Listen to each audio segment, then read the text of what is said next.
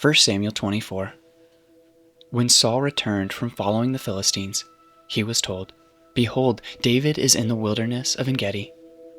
Then Saul took 3,000 chosen men out of all Israel and went to seek David and his men in front of the wild goats' rocks. And he came to the sheepfolds by the way, where there was a cave, and Saul went in to relieve himself. Now David and his men were sitting in the innermost parts of the cave. And the men of David said to him, "Here is the day of which the Lord said to you, Behold, I will give your enemy into your hand, and you shall do to him as it seems good to you." Then David arose and stealthily cut off a corner of Saul's robe.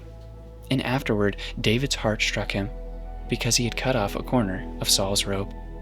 He said to his men, "The Lord forbid that I should do this thing to my Lord, the Lord's anointed, to put out my hand against him, seeing he is the Lord's anointed." So David persuaded his men with these words, and did not permit them to attack Saul. And Saul rose up and left the cave and went on his way. Afterward David also arose and went out of the cave and called after Saul, "My lord the king." And when Saul looked behind him, David bowed with his face to the earth and paid homage. And David said to Saul, "Why did you listen to the words of the men who say, Behold, David seeks you harm?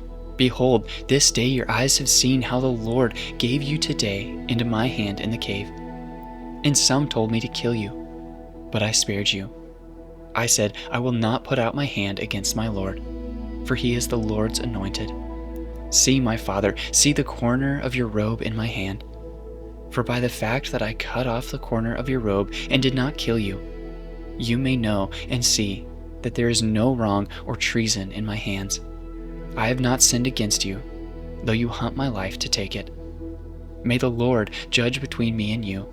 May the Lord avenge me against you, but my hand shall not be against you.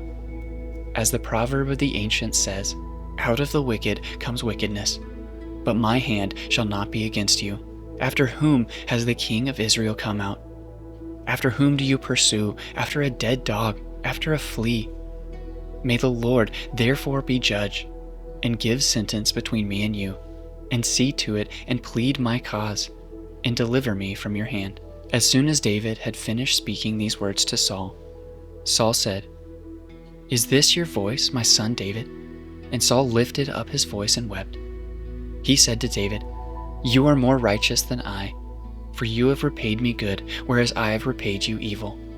And you have declared this day how you have dealt with me, and that you did not kill me when the Lord put me into your hands. For if a man finds his enemy, will he let him go away safe?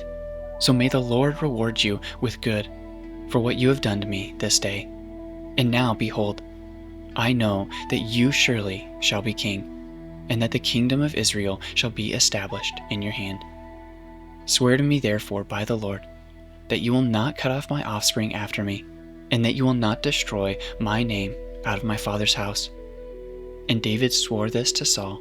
Then Saul went home, but David and his men went up to the stronghold.